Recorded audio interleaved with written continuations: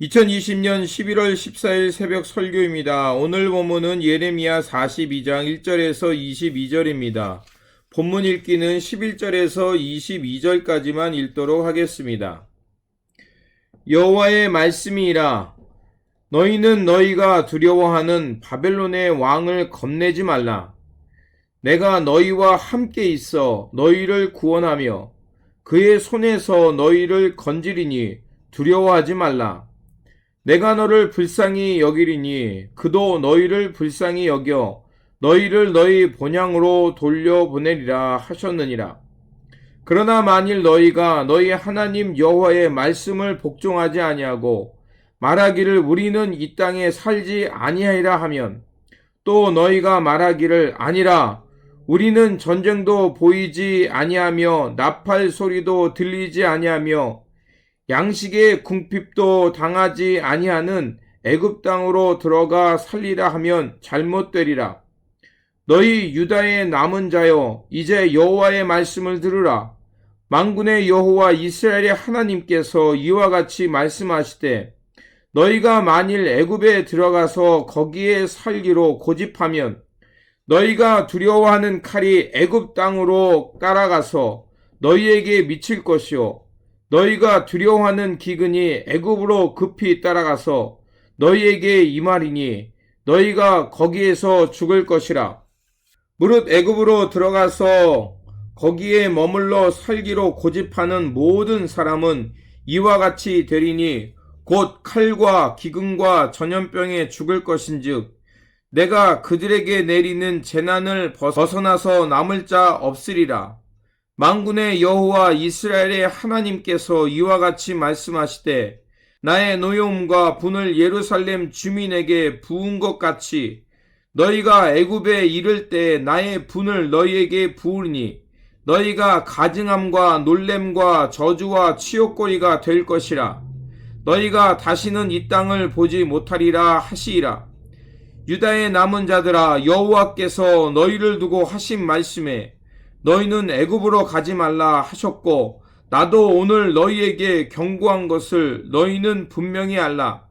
너희가 나를 너희 하나님 여호와께 보내며 이르기를, 우리를 위하여 우리 하나님 여호와께 기도하고 우리 하나님 여호와께서 말씀하신 대로 우리에게 전하라. 우리가 그대로 행하리라 하여 너희 마음을 속였느니라.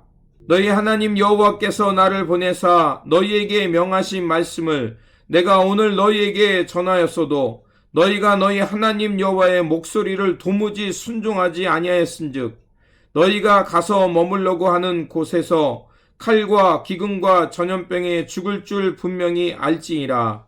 아멘. 오늘 본문 말씀은 애굽 땅으로 가지 말라는 말씀입니다. 예루살렘 성은 완전히 파괴됐고 선지자 예레미야를 통해서 미스바에서 영적 부흥을 도모하고자 했지만 남아있는 사람들이 사는 세상은 여전히 혼란스러웠습니다. 주둔군 본부장 그다랴는 피살당했고 이로 인해서 바벨론의 보복이 있을 것임이 확실했습니다. 그다랴를 살해한 이스마엘은 암몬으로 망명해 버렸기에 남유다에 남아있는 사람들은 보복을 당할 수밖에 없었습니다. 그래서 그들은 예레미야에게 찾아와 우리가 어떻게 해야 하는지 묻습니다. 42절에서 43절입니다. 선지자 예레미야에게 이르되, 당신은 우리의 탄원을 듣고 이 남아있는 모든 자를 위하여 당신의 하나님 여호와께 기도해 주소서. 당신이 보는 바와 같이 우리는 많은 사람 중에서 남은 적은 무리니 당신의 하나님 여호와께서 우리가 마땅히 갈 길과 할 일을 보이시기를 원하니이다. 우리의 갈 길과 할 일을 하나님께 묻는 것입니다. 그리고 하나님께서 말씀하시는 대로 그대로 행하겠다고 뜻을 밝힙니다. 예레미야는 그들의 말을 듣고 물러가 10일 동안 기도해 보고 하나님의 말씀을 가감없이 이루겠다고 합니다. 그리고 10일이 지난 후 하나님께서 예레미야에게 말씀을 주십니다. 10절에서 12절입니다. 너희가 이 땅에 눌러 앉아 산다면 내가 너희를 세우고 헐지 아니하며 너희를 심고 뽑지 아니하리니 이는 내가 너희에게 내린 재앙에 대하여 뜻을 돌이킴이라. 여호와의 말씀이라. 너희는 너희가 두려워하는 바벨론의 왕을 겁내지 말라. 내가 너희와 함께 있어 너희를 구원하며 그의 손에서 너희를 건지이니 두려워하지 말라. 내가 너희를 불쌍히 여기리니 그도 너희를 불쌍히 여겨 너희를 너희 본향으로 돌려보내리라 하셨느니라. 하나님의 말씀은 그 땅에 눌러 앉아 살라는 것입니다. 하나님께서 남은 자들을 지켜주시고 바벨론 왕도 그들을 건져 주실 거라고 말씀합니다. 하지만 그들은 하나님의 말씀에 순종할 생각이 없었습니다. 그리고 그들은 이미 애굽으로 피할 준비를 하고 있었던 것입니다. 14절에서 16절을 보면 그들의 속마음이 잘 드러납니다. 또 너희가 말하기를 아니라 우리는 전쟁도 보이지 아니하며 나팔 소리도 들리지 아니하며 양식의 궁핍도 당하지 아니하는 애굽 땅으로 들어가 살리라 하면 잘못되리라. 너희 유다의 남은 자여 이제 여호와의 말씀을 들으라. 만군의 여호와 이스라엘의 하나님께서 이와 같이 말씀하시되 너희가 만일 애굽에 들어가서 거기에서 살기로 고집하면 너희가 두려워하는 칼이 애굽 땅으로 따라가서 너희에게 미칠 것이요 너희가 두려워하는 기근이 애굽으로 급히 따라가서 너희에게 임하리니 너희가 거기에서 죽을 것이라. 이들은 이미 예레미야로부터 하나님의 말씀을 듣기 전에 이집트로 도망갈 생각을 하고 있었던 것입니다. 하나님께서는 이들의 속마음을 알고 계셨기에 그들에게 애굽으로 가지 말라고 하십니다. 비록 그 땅이 척박하고 살기 어렵지만 그 땅에 머물러 살고자 하면 하나님께서 그들을 지켜주시고 새롭게 시작되는 믿음의 그루터기로 삼아 주시겠다는 것입니다. 하지만 그들은 이미 애굽으로 내려가려고 그들의 주장을 굽히지 않습니다. 애굽은 정치, 경제, 문화, 사회적으로 그들을 지켜주기에 이미 풍요로웠고 충분해 보였기 때문입니다. 그렇습니다. 애굽의 땅은 모든 것이 풍족해 보였습니다. 이와 반대로 예루살렘을 지켜줄 성도 없고 땅도 척박하여 이른비와 늦은비가 없이는 농사도 목축도 할 수 없는 땅입니다. 그래서 그것은 오직 하나님만을 의지해야 살 수 있는 땅이었습니다. 하지만 하나님은 예레미야를 통해서 오히려 하나님만을 의지하며 살아갈 때 그들이 그 땅에서 살 수 있을 거라고 말씀합니다. 그들에게 이미 하나님의 분명한 뜻을 밝히셨지만 그들 눈에는 모든 것이 풍족해 보이고 안전해 보이는 애굽을 포기하기란 쉽지 않았던 것입니다. 과연 우리는 이러한 선택의 길이 있을 때 어떻게 할까요? 바라옵기는 어렵고 힘들겠지만 우리가 살아가야 할 땅은 풍요의 애굽 땅이 아니라 비록 척박해 보이지만 하나님의 말씀과 뜻이 있는 그 언약의 땅에 머물러야 할 것입니다. 힘들고 어려운 일이지만 하나님의 말씀이 함께하는 자리, 그 자리를 지키며 믿음으로 견디며 살아야 할 것입니다. 그러면 하나님께서 출애굽한 이스라엘을 광야에서 구름과 불기둥으로 인도하신 것처럼 우리가 믿음으로 서 있는 그 땅에 살면 구름과 불기둥 만나와 메추라기를 보내셔서 우리를 하나님의 영원한 안식이 있는 그 땅으로 인도해 주실 거라 믿습니다. 그러므로 어렵고 힘들겠지만 믿음의 눈으로 하나님의 말씀이 머무는 땅에 거하는 저와 여러분들이 되시기를 바랍니다. 기도하겠습니다.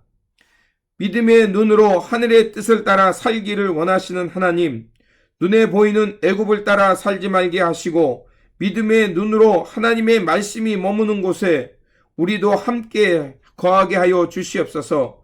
그래서 주님이 주시는 만나와 메추라기를 먹으며 진정한 하나님 나라의 길을 가는 남은 자들이 되어 살게 하여 주시옵소서. 우리 구주 예수 그리스도의 이름으로 기도드립니다. 아멘.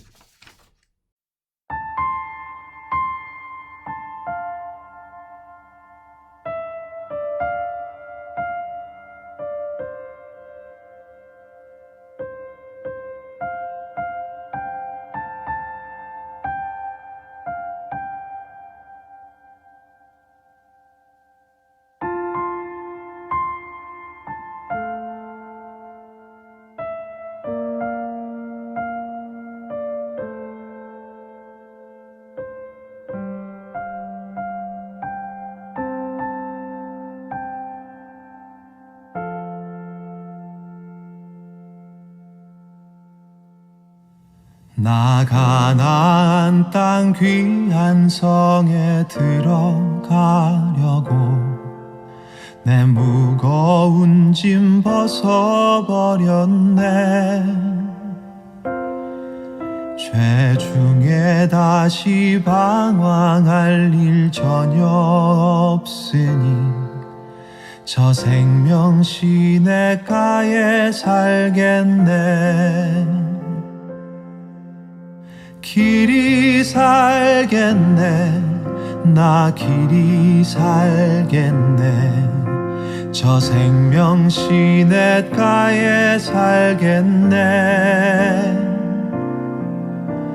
길이 살겠네. 나 길이 살겠네. 저 생명 시냇가에 살겠네.